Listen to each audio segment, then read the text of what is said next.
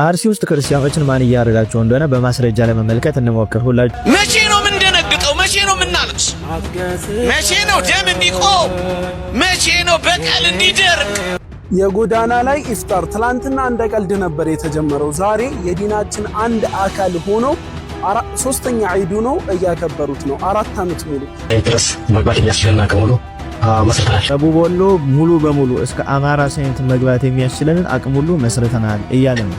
ይህን አካባቢ እንግዲህ ቢያንስ ሆኑና ከረር ያለ መግለጫቸው ጉዳይ አይደለም። የኛ ጉዳይ ምን መሰለህ፣ ቅድም እንዳልኩ ነው የኛ ጉዳይ ሰውነት ነው። ኦርቶዶክስ ጋር ለሚያያይዟችሁ ነው መልስ። እሱ ነገር ለአንድና ለመጨረሻ ጊዜ ክሊር እናድርገው። በቃ ሰላም ጤና ይስጥልኝ። እንዴት አደራችሁ? እንዴት ዋላችሁ? እንዴት አመሻችሁ? አምላክ አበው ቅዱስ እግዚአብሔር ስሙ ዛሬም ዘወትም የተመሰገነና የተወደሰ ይሁን። የአርሲ ጉዳይ ላይ የተለቀቁ አንዳንድ ቪዲዮዎች አሉ፣ እነሱን እንመለከታለን። ድንገት እነሱ ቪዲዮዎች ካላያቸዋቸው ምናልባት ኮፒራይት ወይ ደግሞ ይሄ ለዩቲዩብ አይመጥንም በሚል ሳቤ ድጋሚ ተቆርጦ ሊጫን ይችላል። ነገር ግን በዩቲዩብ ሕግ ምንም ካልከለከለው ቪዲዮን እንመለከታቸዋለን። የጅምላ መቃብር እና የእሳት ቃጠሎ በተመለከተ የሚሆን ነው። በተቻለ መጠን ህፃናት ባይወስድ ደስ ይለኛል። ከዛ በተጨማሪ ለምንድን ነው አርሲ ላይ ይሄ ነገር እየሆነ ያለው፣ መፍትሄውስ ምንድን ነው የሚለውን ነገር እና እንደ ኦርቶዶክሳዊ ተዋሕዶ ቤተክርስቲያን ምዕመን ላይ ምንድን ነው መሰራት ያለበት የሚለውን ነገር ለማየት እንሞክራለን። ከዛ በተጨማሪ ደግሞ ይሄ ከኢድ ኢፍጣር ጋር በተገናኘ ሙስሊሞች ተቃውሞ እያስነሱ ነው፣ ደግሞ የሚደግፉም አሉ። ተቃውሞውን ግን ምንድን ነው? ለምንድን ነው የኢፍጣሩ ነገ ነው ኢፍጣራቸው መሰለኝና ለምንድን ነው የተቃውሞ ያሉት የሚለውን ነገር እናያለን።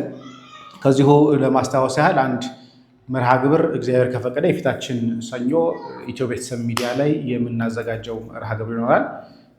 ከአርሲ ጋር ተገናኝም ሊሆን ይችላል። በተለያየ ምክንያት የመፍትሄ ሀሳቦችን ጭምር እናነሳለን። ለማንኛውም ግን እንደማትቀሩ ተስፋ አድርጋለሁ። ከወዲሁ ከዛሬ ጀምሮ ላስታውሳቸው ብዬ ነው። ስለዚህ ከምን እንጀምር ካላችሁኝ ከጭፍጨፋው ከጅምላ መቃብሩ እንጀምር። ይሄ ደግሞ እህላቸው የተቃጠለበት፣ ቤታቸው የተቃጠለበት፣ ሀብት ንብረታቸው የወደመበት ነው እንደምትመለከቱት ማለት ነው። ሙሉ ለሙሉ አሁን ደግሞ ነው ይሄ የገጠር ቤት የምናውቀው ነገር ነው። በድንጋይ ተሰርቶ በቀላል እንትን አይደለም። በቀላል የሚቃጠል ነገር ነው። በቀላል የሚፈርስ ነገር ነው። ህዝቡንም ምዕመኑንም ጭምር ነው እንግዲህ እያሰቃዩ ያሉት። ይሄም ብቻ አይደለም፣ ደግሞም ይሄኛውም እዛው ያለ ቪዲዮ ነው እንደምትመለከቱ። ይሄ ቤተክርስቲያኑ ጋር ያለውን ንብረት ያቃጠሉት። ቤተክርስቲያኑ አልቃጠል ሲላቸው ጃዊያው ነገር መንፈስ ቅዱስ ቤተክርስቲያን ንብረቱ እንዳለ እህል እንደምታቸው እህል ነው እንግዲህ አሁን ጎትተው ለማውጣት እየሞከሩት ከእሳት ከቃጠሎ የተረፈውን እህል ቤተክርስቲያን ውስጥ የነበረውን ለቤተክርስቲያኗ የነበረውን እህል ነው እንደዚህ እንግዲህ ጎትተው እያወጡ ያሉት። ሌላው እንዳለ አውድመውታል፣ አቃጥለውታል፣ እንደፈለጉም ጭምር አድርገውታል። ይሄ ለዚህ ነው የመንግስት እጅ አለበት ነገሮችን ከቨራፕ ለማድረግ የተካሄደው ለዛ ነው። ምክንያቱም ይሄ ቪዲዮ ለእኛ ለመላክ ራሱ ከብዷል፣ ከባድ ነው። ለምን ከተባለ መንግስት ነገሮችን መሸፋፈን ይፈልጋል። ብልጽግናዊ እይታ ብቻ ማሳየት የሚፈልገው በጎውን ብልጭልጩን ነገር ብቻ ማሳየት የሚፈልገው እንጂ ይህን ያክል መከራ ኦርቶዶክሳዊ ላይ እየደረሰ እንደሆነ መናገርን ማሳየትን አይፈልጉትም። እስቲ ወንድማችን ጋር ልምጣ። አርሲ ውስጥ ክርስቲያኖችን ማን እያረጋቸው እንደሆነ በማስረጃ ለመመልከት እንሞክር። ሁላችሁም ይሄን ቪዲዮ እንዳያስጠፉት ኮፒ ሊንክ፣ ሼር፣ ፖስት እያደረጋችሁ ሐሳባችሁን በኮሜንት ገለጡልኝ። ወደ ማስረጃው እንለፍ። የዓለም ህዝቦች በሙሉ እንግዲህ ሰላማዊ ሽሮ ህብረት የሶማሊያ በቅርብ ጊዜ በበርካታ ዘመናት ስምና ስታገል ኖሯል። አሁን ደግሞ ድርጅቱን እያሰፋውን ኢትዮጵያ ውስጥ ገብቷል። ለበርካታ ዘመናት ለእስልምና ሲታገል ኖረዋል። አሁን ደግሞ ድርጅቱን አስፍቶ ኢትዮጵያ ውስጥ ገብቷል ብሎ እየተናገረ ነው። ካታዋሶችን ያወጣ ኖሯል። አብዛኛው በአፋር ክልልና በኬንያ እንዳለ ደቡብ ወሎ በሙሉ እስከ አማራ ሳይንት ድረስ መግባት የሚያስችለና ከሙሉ መስርተናል። ደቡብ ወሎ ሙሉ በሙሉ እስከ አማራ ሳይንት መግባት የሚያስችለንን አቅም ሁሉ መስርተናል እያለ ነው። ይህን አካባቢ እንግዲህ ቢያንስ እንደምንም አድርጎ ያለውን አቅማችንና ሟጠን አስበቃስ ህዝባችን ሁሉን ወደ ጂሃዲስ አስገብተን እስላማዊ መንግስት እንመሰርታለን። እዛ አካባቢ ያሉ ህዝቦችን ደግሞ ቀስ በቀስ ጊዜ ይፈጅብናል እንጂ አይቀርላችሁም፣ ሁላችሁንም ወደ እስልምና ሃይማኖት እናስገባችኋለን በግዴታም ቢሆን ብሎ እየተናገረ ነው። እና ማንኛቸውም ህዝብ መከተል አለበት፣ ማንኛቸውም ህዝብ መከተል አለበት ብሎ እየተናገረ ነው። ለሁሉ ህዝብ የመጡ ናቸው እነዚህ ሰዎች። በተለይ ከሚሴ ሆነ ቦረና፣ መቀለ ሰላም፣ ሳይንት ሁሉ በተለይ ከሚሴ፣ ቦረና፣ መካነ ሰላም እነዚህ የመሳሰሉ ቦታዎችን በደንብ ስራ እንሰራባቸዋለን እያሉ ነው። እዛ አካባቢ የምትገኙ ክርስቲያኖች አሁንም ተጠንቅቃችሁ ተደራጅታችሁ ለመጠበቅ ሞክሩ። ለምን ከተባለ ከአርሲ በኋላ ወደ እናንተ ስለሚዞሩ ማንኛቸውንም የእኛን ስምን ያልተቀበለ በሙሉ እንዲቀበል እናደርጋለን። በቃ ይሄ ግድ ነው። ማንኛቸውንም የኛን እስልምና ያልተቀበለው ሁሉ እንዲቀበል እናደርጋለን። ስለዚህ እነዚህ ሰዎች ታጥቀው ተደራጅተው ከውጪ ኃይሎች ድጋፍ እያገኙ ስልጠናን እየሰለጠኑ እንደሆነና አሁን ዝግጅታቸውን እንደጨረሱ እየተናገሩ ነበር። ይሄ ቪዲዮ ቆይቷል። አሁን ታዲያ ይህን ዝግጅታቸውን ጨርሰው የክርስቲያኖች አቅም ደከም ወዳለበት ቦታ እየሄዱ ክርስቲያኖችን እየጨፈጨፉ ይገኛሉ ማለት ነው። እነዚህ ሰዎች አሁንም ድረስ ክርስቲያኖችን ለማጥፋት ሁሉንም ወደ እስልምና ሃይማኖት ለማስገባት ዝግጅትና ስፖርት እየሰሩ እየታጠቁ እንደሆነ በማስረጃ ለማየት እንሞክር። ሱብሃነሁ ወተዓላ ያው ትእዛዝ ለመፈጸም ዛሬ ላይ በዝግጅት ላይ እንገኛለን ኢንሻአላህ። አላህ ሱብሃነሁ ወተዓላ ደግሞ በዚሁ ሻሃዳ እስከናገኝ ድረስ ጽናቱን እንዲሰጠን እንለምናለን። አያል ኩፋር ሙተዲን እናንተ ከሃዲያንና ከዲኑ ዳዓ የተመለሳችሁት አላችሁበት ድረስ እንደምንመጣ ኢንሻአላህ እንተማመናለን ማለት ነው። በአላህ ሱብሃነሁ ወተዓላ ፈቃድ ካላችሁበት ድረስ በእርድም ይሁን በክላሽ እንመጣችኋለን ኢንሻአላህ። አላችሁበት ድረስ በእርድም ይሁን በክላሽ እንመጣባችኋለን። ብቻ ትንሽ ጊዜ ስጡን እያሉ ወደ ኋላ የቀራችሁ ሰዎች ኢዝራል ማድረግ የማይመቻችሁ ከሆነ እንኳን ባላችሁበት ከሃዲያኖችን በምትችሉት አጋጣሚ መዋጋት እንዳለባችሁ አስተላልፋለሁ ኢንሻአላህ። ያን ሳውን መታችሁ ከኛ ጋር መስራትና መደራጀት እንኳን ቢያቀታችሁ በያላችሁበት ቦታ ሁሉ ክርስቲያኖችን ለመዋጋትና ለመፋለም ተዘጋጁ ብለው መልእክት ያስተላልፉ ነው። ቅድም ያየናቸውም አሁን ያየናቸውም ሰዎች ማን ናቸው? ሁሉ ሙስሊሙን ያጠቃልላል ወይ ብለን ስንጠይቅ ደግሞ እኚህ አባት መልስ ይመልሱልናል። እናችሁ ጨፍኑ ላምኛችሁ የሚል የዋሃብያ ወገኔ አክራሪ ጽንፈኛ ኤስአይኤስ ቦኮ ሐራም አልሸባብ አልቃኢዳ ሀገርህ ላይ እየተስፋፋ ነውና ይሄን በጋራ እንታገል። ኢትዮጵያ መንግስት እንኳን ሸባብ ለመዋጋት ሶማሌ ይባላል ሶማሌ ከዚህ ያለን አልቃኢዳ አስተምሮቱ አልቃኢዳ ቦኮ ሐራም በነፈቱል መጂድ አይደለም የሚመሩት ተግባሩ ሆኗል። ያልሆነም ወይ ሌላ ጉዳይ ነው። ለምን የሀገራችን እሴት የሀገራችን ባህሪውም ለነሱ አልተመቸም። ክብሪቱን በለኮሱት ቁጥር ይጠፋባቸዋል። አሁን ጎንደር ላይ ተቀጣጠለ ብለው ተወራቢ ምናምን ሀገሯን ሊያያይዙ ሲሉ ስለ የክርስቲያኑ አንዳንድ ስነ ምግባር ያለው ስላለ ሙስሊሙ እነሱ ስለጠሩት ብቻ ተወው ተነስተው ስለማይል እንጂ የሃይማኖት መጨፋጨፍ የሃይማኖት አድርገው ሁሉን ሊያሰርሱት ነበር የፈለገው። ስለዚህ በቀጣጠሉ ቁጥር እየጠፋ ስላስቸግራቸው እንጂ እነሱ አይሳይስ አይደሉም ማለት መታለል ነው። ይሄ ክፍል አሁን ጉልበታቱ አቅማቶ ነው እንጂ አንገቱን ደፍቶ እየኖረ ያለ ባገኘው አጋጣሚ ሁሉ ክርስቲያኖችን ለማረድ ዝግጁ ነው። አሁንም ደግሞ በተመቸበት ቦታ ላይ እንዲሁ ይሄን ስራ እየሰራ ይገኛል። አሁንም ቢሆን በሙስሊሙና በክርስቲያኑ መሃል መሻከር የመጣው ማን ከመጣ በኋላ ነው ብለን ጥያቄ ብንጠይቅ መልስ ይመልሱልናል። በሙስሊሙና በሌላው ሃይማኖት ተከታይ ይሄ ሁሉ ጉድ መሻከር የመጣው እነሱ ከመጡ በኋላ ወሃቢያ ረብሻ ሲኖር ነው የሚያተርፈው። ሰላም ከሆነ ጸጥ ካለ መስጊድ ካልተቃጠለ ረብሻ ከሌላው ሃይማኖትም ጋር እርስ በርስ ካልመጣ ይደርቅባቸዋል። እና ለምንድን ነው አርሲ ላይ ብቻ ጭፍጨፋው የበረታው? ለምን ወደ ሌላው አካባቢና ክልል አይመጡም ከተባለ መልሱን ከዚህ ቪዲዮ በመነሳት እንመልስ። ክርስቲያኖችም ማለት ነው። ጥያቄ ያለኝ እኔ ምናልባት ረዱ የሚለው ነገር ከታዘዝን እስካሁን ምን አቆያችሁ አይደል? ረዱ ተብለን ታዘናል። ረዱ ብለን ከታዘዝን ደግሞ ለምንድን ነው እስካሁን ክርስቲያኖች የምናቆያቸው ማናርዳቸው ብላ ጠየቀችው። ይሄን ሰውዬውም እንዲህ ብሎ መለሰልን። እሱ እንኳን ምናልባት አልችል ብለን ሊሆን ይችላል። ታዘና ለማድረጋችን እኮ ለምን እስከዛሬ ያቆይ ነው የታዘመን ሁሉ ስለማላደርግ ነው። እስከማንችላቸው ሆኖ አርገኖ ሊሆን ይችላል። እስከማንችላቸው ሆኖ አርገኖ ሊሆን ይችላል።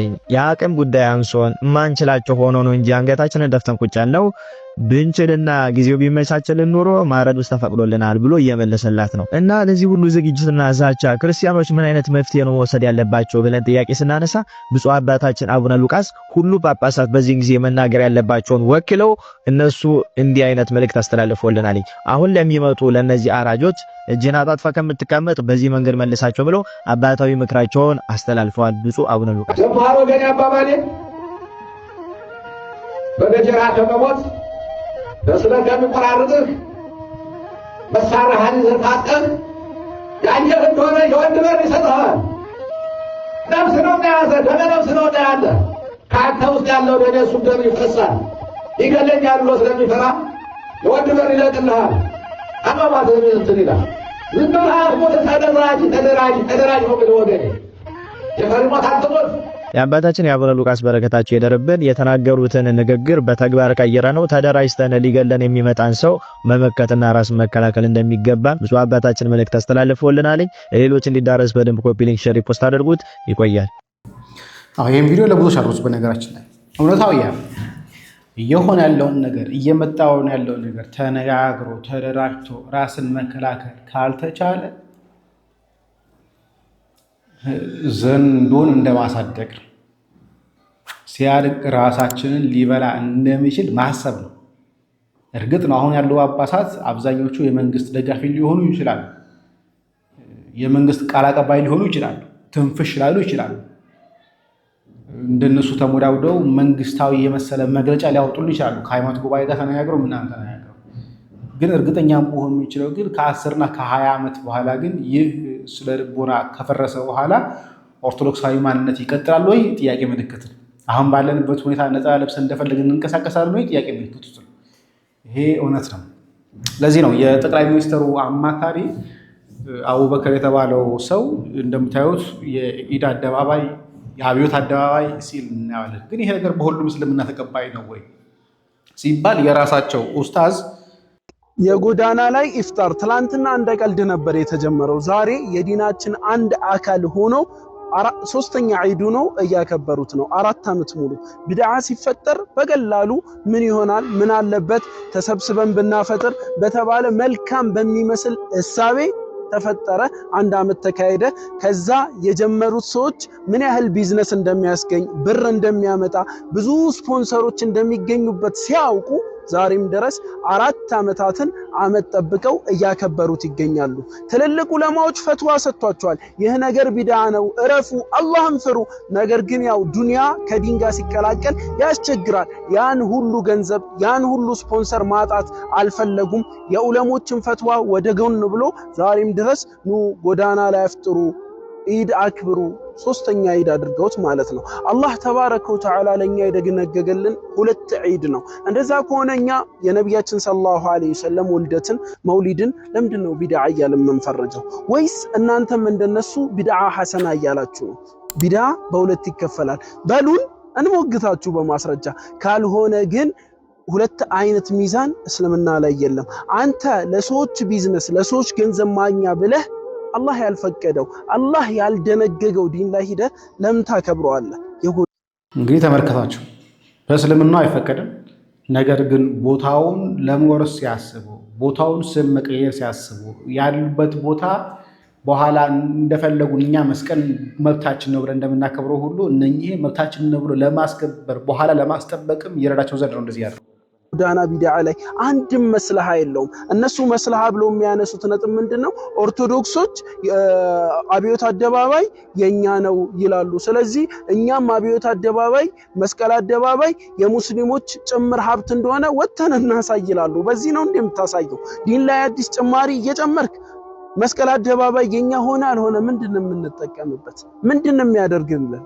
ወይስ ከኦርቶዶክሶች ጋር ጸብ መፍጠሪያ መንገድ ነው? ነው የሀገር ነው ተጠቀምበት። ዒድ ለምን እዛ ሜዳ ውስጥ ተወሽቀት ሰግዳለህ? ያን ፈልገህ ከሆነ አላህ የደነገገልህን 2 ዒዶች ለምን መስቀል አደባባይ ላይ አይሰግድም?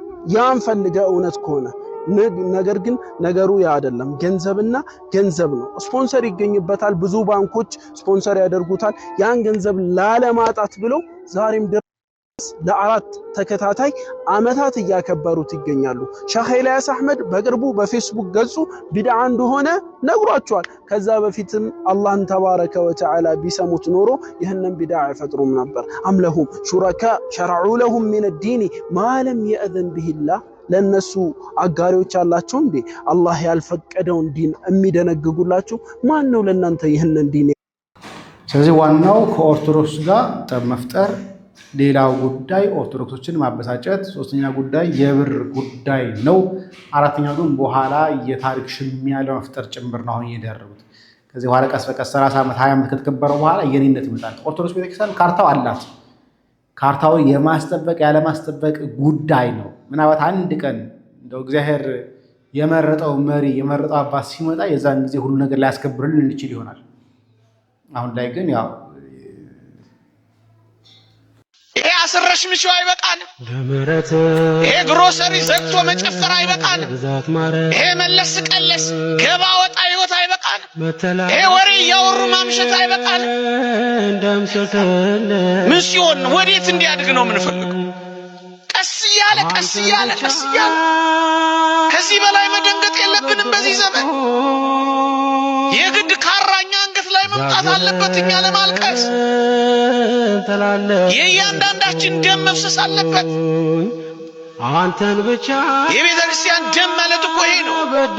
የቤተ ክርስቲያን ስቃይ ማለት እኮ ይሄ ነው። የቤተ ክርስቲያን ህመም ማለት እኮ ይሄ ነው። ታዲያ በዚህ ዘመን በኃይለኛው በእግዚአብሔር ፊት ራሳችንን ያላዋረድን መቼ ልናዋርድ? በዚህ ዘመን ዝቅ ያላለ፣ በዚህ ዘመን ሌላ ነገር መተው፣ በእግዚአብሔር ፊት መዋረድ ዛሬ ነው። እግዚአብሔር እንዲደርስልን ለምን ነው እንዲሰማን እንዲህ ነው። ስለዚህ ነገር ጾም መቼ ነው ምህላ ብንይዝ መቼ ነው በኃይለኛው በእግዚአብሔር ፊት ምናለቅስ? እንደ ባለፉት ጊዜያት ሲሆን የግድ ከል መልበስ ያለብን እንደዛ አይነት ጉዳይ ሲፈጸም ነው። መቼ ነው ምን ደነግጠው? መቼ ነው ምናለቅስ? መቼ ነው ደም እንዲቆም? መቼ ነው በቀል እንዲደርቅ የምናነባው በኃይለኛው በእግዚአብሔር ፊት? መቼ ነው የምንዋረደው? እግዚአብሔር እንደዚህ ካልሆነ አይቀበልን።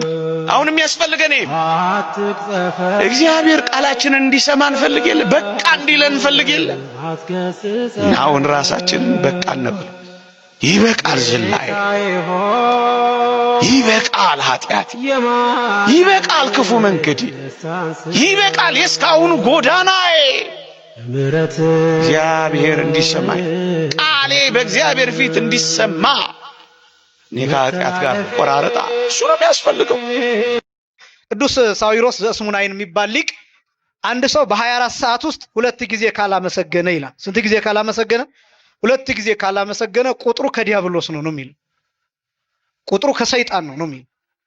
ለምን ቢባል ይላል ዲያብሎስ አመስግን ቢሉት አላመሰግንም ብሏልና፣ ይሄ ሰውም ለሌሊቱ ቢያንስ 1 ምስጋና ማታ፣ ለቀኑ ደግሞ 1 ምስጋና ጠዋት፣ እነዚህን 2 ምስጋናዎች ቢያንስ ማቅረብ ካልቻለ እንደ ዲያብሎስ አመስግን ሲሉት አላመሰግንም ያለ ሰው ነው ይላል። በእውነት ከዲያብሎስ ጋር ከመቆጠር እግዚአብሔር ሁላችንንም ይሰውረን። ስለዚህ 2 ጊዜ ቢያንስ 7 የጸሎት ጊዜያት አሉ። ቢያንስ ግን 2 ጊዜ አንድ ሰው ጠዋትና ማታ ለጨለማው 1 ለብርሃኑ 1 ለነዚህ ምስጋናዎች እነዚህን ምክንያት በማድረግ ማቅረብ አለበት፣ ማመስገን አለበት በቀን 2 ጊዜ ቢያንስ። ይህን የማያደርግ ሰው ተስፋው የሞተ ነው፣ በድን ነው፣ ሬሳ ነው፣ ክርስቲያንም አይደለም። ደግሞም ይህ ብቻም አይደለም፣ የሰይጣን ውጊያ ይጸናበታል፣ ሰይጣን ይጫወትበታል፣ አጋንንት ተሰብስበው ይመጡበታል፣ ርኩሳን መናፍስት ያሰቃዩታል፣ ያስጨንቁታል። ስለዚህ ሰው የእግዚአብሔርን ስም ቢያንስ በቀን 2 ጊዜ እየጠራ ማመስገን መጸለይ ያለበት። እንደዚህ ሲባል ዝም ብሎ የእግዚአብሔርን ስም እግዚአብሔር ብሎ መጥራት ብቻ አይደለም። ስራዬ ብሎ 1 ደቂቃ ሊሆን ይችላል፣ 2 ደቂቃ ሊሆን ይችላል፣ 5 ሊሆን ይችላል፣ እንደየአቅሙ 10 ከዛም በላይ ሊሆን ይችላል። ስራዬ ብሎ ግን በእግዚአብሔር ፊት የሚቆምባቸው 2 ጊዜያት መኖር አለበት። እነዚህ 2 ጊዜያት እንዳልኳችሁ እንደየአቅሙ በየደቂቃው ሊወሰኑ ይችላሉ፣ እንደየስራው ጠባይ፣ እንደየድካሙ። በተስፋ ደስ ይበላችሁ፣ በመከራ ታገሱ ይልና በጸሎት ጽኑ ይላል። በምን ጽኑ? በጸሎት ጽኑ። ሮሜ ምዕራፍ 12 ቁጥር 12 ላይ። በሌላ ስፍራ ኤፌሶን ምዕራፍ 6 ቁጥር 18 ላይ እንዲህ ይላል፣ በጸሎትና በልመናም ሁሉ ዘወትር በመንፈስ ጸልዩ ይላል። ዘወትር ይላል። በመንፈስ ጸልዩ ማለት በልቡና ጸልዩ ማለት ነው። በተመስጦ ጸልዩ ማለት ነው። በሐሳብ ጸልዩ ማለት ነው። ይሄ ነው ከእግዚአብሔር ጋር መነጋገር የሚባለው። አንድ ሰው ለምሳሌ ጸሎቱን ረስቶ ቢወጣ ከቤት ሳይጸልይ በተለያየ ምክንያት ተጣድፎ ቢወጣ መኪና ውስጥ ሆኖ መጸለይ ይችላል። መንገድ ላይ ሆኖ መጸለይ ይችላል። መስሪያ ቤት ውስጥ ሆኖ መጸለይ ይችላል። ትምህርት ቤት ውስጥ ሆኖ መጸለይ ይችላል። ትንሽ ደቂቃ ምናልባት ያለበት ሁኔታ ውዳሴ ማርያም ዘርግቶ መጽሐፍ ዘርግቶ ለመጸለይ የሚመቸው ላይሆን ይችላል። ቁሞ እጁን ዘርግቶ ለመጸለይ የሚመቸው ላይሆን ይችላል። ያለበት ቦታ ግን በተቀመጠበት ቦታ ሆኖ የሚያውቀውን ጸሎት በቃሉ ይጸልያል። ይህን ግን ማድረግ ይኖርበታል። ትዝ ባለው ሰዓት መኪና እያሽከረከርክ ጸሎትን እንደረሳ ትዝ ቢልህ ሰዓት ካለ ደቂቃ ካለ ዳር ይዘህ ጸሎትህን ጨርሰው። ያለዚያ ግን እየነዳህም ቢሆን አጭር ደቂቃ አባታችሁ ነው የሚለውን እየጸለይ መሄድ። ይሄ ነው በመንፈስ መጸለይ ማለት በሁሉም ቦታ። እናመሰግናለን። በመንፈስ ላይ አንዱ ቤተክርስቲያን እንዲህ እየወረደችበት ያለው ሁኔታ የእኛ መንፈሳዊ ሕይወት መዳከም፣ እኛ ከእግዚአብሔር ጋር ያለን ግንኙነት መቀዝቀዝ፣ መራቅ፣ መንፈሳዊ ሕይወታችን መቀዝቀዝ፣ ከምስጢራት ጋር የምናደርገውን ግንኙነት ዕለት ዕለት የምንካፈለውን ነገር መቀዝቀዝ፣ ከእግዚአብሔር እንድንርቅ፣ ጸሎታችን እንዳይሰማ አድርጎታል። ስለዚህ አንዱ ቤተክርስቲያን ሰላም እንድትሆን ሀገር ሰላም እንድትሆን የእኛ ወደ ቤተክርስቲያን መመለስ ትልቅ አስተዋጽኦ አለው። ይሄ ምንም ጥርጥር የሌለው ነገር ከልባችን እንድንስለው ስለፈለኩኝ ነው። ልጨምር ደግሞ ይሄ የሚያማትብ ሰው አይታችሁ አታውቁ? ታውት እሺ፣ ይሄንም አይታችሁ ላታውቁ ትችላላችሁ። እንዲህ አማትቦ የሚስም ሰው አይታችሁ አታውቁ? ከየት አመጣው? እውነቱን ልንገራችሁ፣ በምዕራባውያኑ በተለይ በካቶሊካውያኑ ዘንድ ሲደረግ ያየ ነው። በተለይ ወንዶች ደግሞ አሊያም ሴቶች ደግሞ ኳስ የሚያየው ሰው ነው እንደዛ የሚያደርገው። ተጫዋቾቹ ሲገቡ ሜዳውን ነክተው በስመ አብ ወወልድ ወመንፈስ ቅዱስ ብለው ሲስሙ ስላየ ምክንያቱን የማያውቀውም እኮ ለምን እንደምትስመው ተብሎ ሲጠየቅ እንደ መስቀሉና እንደ የምትስመው ምንድነው ጸብህ ምናምን ይላል። አይደለም ስናማትብ ያየነው አበውም አማት ብሎ ያስተማሩን እንደዛ አይደለም። ሲጀመር ሁሉም የሚያማትብበት የተለያየ ምክንያት አለ። በነገራችን ካቶሊካውያን እጃቸውን ዘርግተው እንዲህ ብለው የሚያማትቡበት ከብዙ ምክንያቶቻቸው አንዱ እግዚአብሔር በሁሉም ቦታ ስላለ ነው ይላሉ። እጃቸውን እንደሚዘረጉት ማለት ነው። ሌሎች የላቲን ካቶሊኮች ደግሞ እጃቸውን እንዲያርገው ነው የሚያማትቡት። በዚህኛው ጣታቸውና በጠቋሚ ጣታቸው እንዲያመሳቅለው ማለት ነው። በዚህኛው መስቀል መስራታቸው ከላይ የተረፉት ሶስቱ ደግሞ የቅድስት ሥላሴ ማሳያ ነው ይላሉ። እኛ እንደዛ እንድናማትብ አልተማርንም፣ አላየንም። እኛ እንድናማትብ የተነገረን እንዲህ ብለን ይሄንንም ያረግንበት የራሳችን ምክንያት አለን። መስቀል ነው እየሰራን ያለን። እግዚአብሔር በሁሉም ቦታ መኖሩን እያማተብን እየመሰከርን ነው። በሰማይም በምድርም በቀኝም በግራም በሲኦልም በገነትም በሁሉም እግዚአብሔር እንዳለ እያሳየን ነው። እንድንሰም ግን አልታዘዝንም። እያልኳችሁ ያለው እንደ ልምድ ይዘናቸው የምናረጋበትን ምክንያት የማናውቃቸው ብዙ ነገሮች አሉ። ይሄ መስተካከል አለበት። በነገራችን ወደ ትምህርታችን ግን ልመልሳችሁ ብቻ እና ያ ፈሪሳዊ ስለ እግዚአብሔር በእግዚአብሔር ፊት ጸሎት ሲጸልይ እንዲህ ብሎ ነበር የሚጸልየው። በቃ ስለ ጽድቁ ያወራል፣ ስለምኑ ያወራል። በመጨረሻም አጠገቡ ቆሞ ስላየው ቀራጭ ደግሞ ተመለከተና እንዲህ ቀራጭ ስላላረከኝ አመሰግንሃለሁ አለ። አንዳንድ ሰው መጸለያው ሳያንስ መጸለያችን ሳያንስ ራሳችንን ከሌላው ኃጢአተኛ ጋር የምናለካካ ሰዎች አሉ። ቢያንስ እግዚአብሔር ሆይ እንደገሌ ስላላደረከኝ አመሰግንሃለሁ ያልንበት እኮ ጊዜ እንዳለ ታውቃላችሁ። እኛ መምጣታችንን አይተን ግን የቀሩትን፣ እኛ መስተካከላችንን አይተን ግን አሁን ላይ የተበላሹትን። ሲጀመር በነገራችን ላይ እኛን ራሳችንን ከፍ አድርገን ሌላውን ባለበት ቦታ ዝቅ አድርገን እንደነገሌ ስላላረከኝ አመሰግንሃለሁ ነው አይደል ያልከው? አንተ ራሱ አሁን ቆመ ላለመናወጽ ምን መተማመኛ ኖሮ ነው? እርሱ ካለበት ከኃጢአት ቦታ ያንተን ወንበር ይዞ አንተ የተቀመጥክበት ወንበርን ትተህ እሱ ያለበት ኃጢአት ቦታ ላይ አለመቀመጥ በምን ተማምነህ ነው? በፍጹም በፍጹም። ማናችንም የቆምን ቢመስለን ምን እንዳናረግ መጠንቀቅ አለብን። እንዳንወድቅ መጠንቀቅ አለብን። ጠብቆ የሚያቆመን እኛ የተቀመጥንበት ወንበር ሳይሆን የእግዚአብሔር ምሕረት ነው። ይሄን የረሳ ሰው ግን ራሱን ከሌላው ጋር ያነጻጽራል። ቢያንስ እንደገሌ እኮ አይደለም ይላል። እገሌን ተወው። ራስህን እውነት እንደዛ ብለህ ማነጻጸር የምትፈልግ ከሆነ እኮ ራስህን አብረህ ልታስተያያቸው የሚችሉ ተጋድሏቸውን የጨረሱ እኮ ቅዱሳን አሉ። ተጋድሏቸውን የጨረሱ ከእግዚአብሔር ጋር በክብር ያሉ አሉ። ፈሪሳዊው ግን እንደዛ የለም። ስለ ቀራጩ እያየ እንዲህ ቀራጭ ስላላረከኝ አመሰግንሃለሁ አለ። ቀራጩስ በአንጻሩ የሰማዩን ርዝመት ከፍታ እንኳን ላይ የማይገባኝ ኃጢአተኛ ነኝ እያለ ደረቱን እየደቃ ዝቅ ብሎ እያነባ ያለቅስ ነበር። አሁን እግዚአብሔር ክርስቲያኖች ከነዚህ ከሁለቱ የሚሰማው ጸሎት የትኛው ይመስላችኋል? የፈሪሳዊው ነው ወይስ የቀራጩ ነው? አዎ ቅዱስ ዮሐንስ አፈወርቅ ምን ይላል መሰላችሁ? ሰው ኃጢአት ሲሰራን ያያችሁት እንጂ ከናንተ። እናመሰግናለን። ራስን ከፍ ከፍ ማድረግ ጥቅም የለውም። ነገ የምንደርስበትን ነገር አናውቀውም። እስከ ፍጻሜ ድረስ የጸና እሱ ይድናል ተባለ። እስከ ፍጻሜ ድረስ መጽናታችን ሳናውቅ ሌሎች ሰዎች ላይ በግል ኃጢአታቸው በግል ድክመታቸው መፍረድ ተገቢ አይደለም። አንድ የፖለቲካ ክርክር ላምጣላችሁ። አሁንም ጌትነትን እናወጣው። በተለይ ደግሞ ከእናት ፓርቲ ጋር ተገናኘ ብዙ በተለይ ሀዘን ሲመጣ መግለጫ ማውጣት የሚታወቁት እነሱ ናቸው። ለኦርቶዶክስም ለሁሉም በተለይ ሞተ በተባለው ጉዳይ ላይ ጥያቄ ተጠይቋል። ይሞታል። መሞትን መከላከል ሲያቅተው ነው የምልህ። አሁን የኔ ሙግት ምን መሰለህ፣ በነገር ላይ የትም ሀገር ዜጋ ይሞታል። ዜጋ ሲሞት ግን አደ ፕሮፐር የሆነ አግባብ ያለው መንግስት መግለጫ ያወጣል። ያ ነገር ደግሞ እንዳይደገም ይሰራል። እንዳይደገም የሚሰራው ከማህበረሰቡ ጋር ብቻውን ማለት እንትን አይደለም። ኦምኒ ፕሬዘንት አይደለም ማለት እንደ ፈጣሪ ኦምኒ ፕሬዘንት አይደለም። መንግስት የሆኑ አፓራተሶች አሉት፣ በእነዛ ነው የሚሰራው። ስለዚህ መግለጫ ያወጣል፣ የሐዘን ጊዜ ያውጃል። ይሄ ነገር ዳግም እንዳይፈጠር የላሉ ህጎች ካሉ ያስራል፣ የቀረው የጸጥታ ኃይል ካለ ያመጣል። ስለዚህ ምን መሰለ እናት ፓርቲ የሞቱትን ተከታትሎ መግለጫ ያወጣብኛል የሚለውን ነው እንጂ ዲፌንድ የሚያደርገው የመንግስት ተቀዳሚ ተግባር የሆነውን ዜጎችን የመከላከል ስራ አይሰራም። እኔ ግን በውሸት መግለጫ ወጣችሁ የሚል ጥያቄ ሳይሆን ያለኝ ቶኑና ከረር ያለ መግለጫችሁ የቶን ጉዳይ አይደለም። የኛ ጉዳይ ምን መሰለህ? ቅድም እንዳልኩ ነው የኛ ጉዳይ ሰውነት ነው። ኦርቶዶክስ ጋር ለሚያያይዟችሁ ነው መልስ። እሱ ነገር ለአንድና ለመጨረሻ ጊዜ ክሊር እናድርገው። በቃ የኔ ጉዳይ ሰው ነው። በቃ የትም ውሰደኝ፣ የእናቴም ልጅ አጥፋ፣ የዘመዴም እንትን ያድርግ፣ መከላከያ የሚግደል ፋኖ ይግደል ኦር ቲዲኤፍ፣ የኔ ጉዳይ ሰውነት ነው። ከንጹሃን ግድያ ላይ እጅ መነሳት አለበት እዚህ ሀገር ላይ። በቃ አንዳንዱ ሰው እኮ ፎርዛት ማተር ጠቅላይ ሚኒስትር ማን እንደሆነ የማያውቃል፣ አማራ ክልል ፕሬዚዳንት ማን እንደሆነ የማያውቃል፣ ግን በፖለቲካ ምክንያት የሚገደል ሉክ። በነገር ላይ አንዱ ወደ ፖለቲካው በጣም ፑሽ ካረጉኝ ፐርሰናሊ ማለት ነው፣ አብዛኛው የዛው አይነት ነው። ሰላሌ ዩኒቨርሲቲ አስተማሪ ነበርኩኝ። ከድሬዳዋ እንደመጣሁ ትንሽ ጊዜ አረፍኩና ሰላሌ ጀመርኩኝና ማታ ትላንትና አስተምሬያቸው ማታ አስተምሬ ወጣሁ።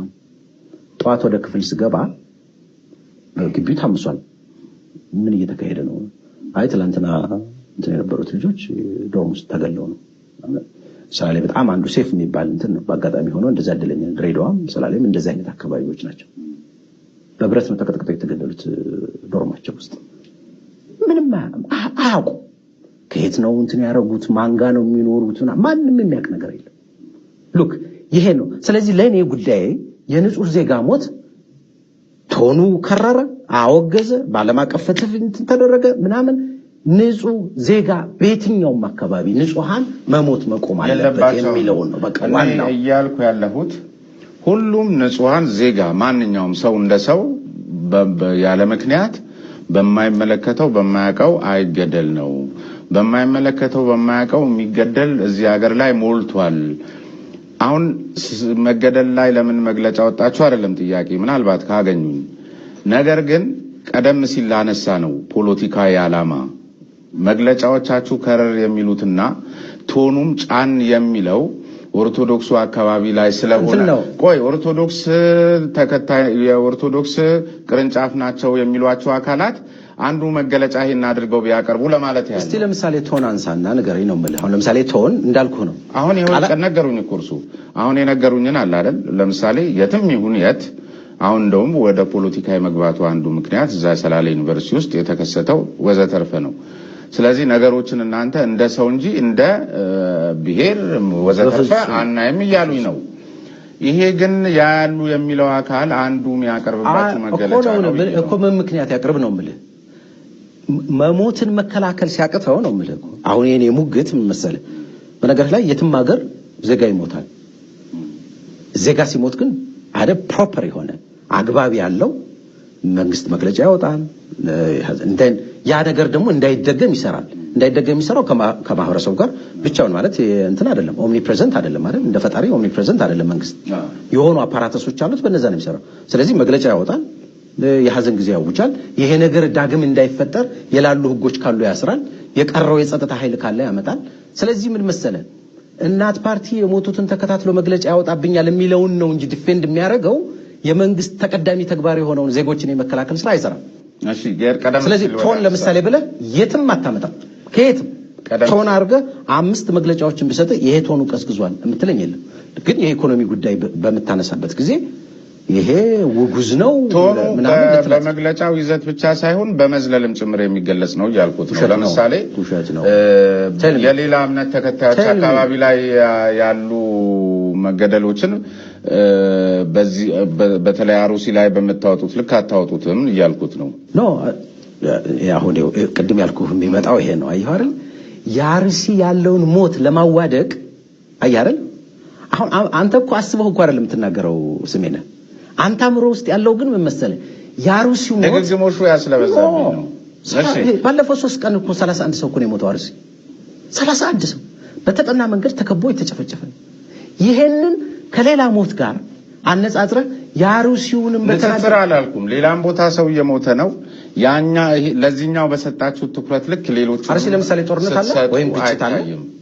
እሱን ነገር እስቲ አጥርተን እንሂዳውን። የአማራ ክልሉ ጋር እንምጣ። እስቲ ስለ ግጭትና ጦርነት የአማራ ክልሉ ያው በተደጋጋሚም አንተም ስትጠይቀው በጣም በርካታ ሰው እንትን ሲያደርግ ለኛ እኔ ራሴ የሌሎችንም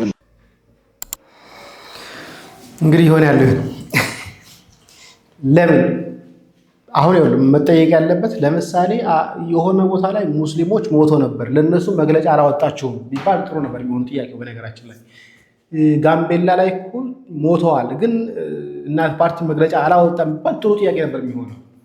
ወይ አማራ ክልል ላይ እኮ ሙስሊሞች በንጹሃን ሙስሊሞች ምንም ሳያደርጉ ተጨፍጭፈዋል እና ለምንድን ነው እናት ፓርቲ አላወጣም ቢባል ጥያቄ መሆን ይችል ነበር። ግን ንጹሃን በሞተ ቁጥር ላይ እናት ፓርቲ መግለጫ የሚያወጣ ከሆነ ነገር ግን አብዛኛው እየሞተ ያለው ኦርቶዶክሱ ከሆነ አብዛኛው መግለጫ ደግሞ እሱን ተኮር አድርጎ ከወጣ ሙስሊም ካልሆነ ወይ ደግሞ ሌላ ንጹሃን ካልተገደሉ ከባድ። ለማንኛውም የስሜነህ ገጽ ላይ ገብታችሁ ተመልከቱት። የዩቲዩብ ገጽ ላይ እዛ ላይ ጥሩ ተወያይቷል ብዬ አስባለሁኝ። እዚህ ያለብቃ። ሰላም እግዚአብሔር ከእናንተ ጋር ይሁን። ቻው።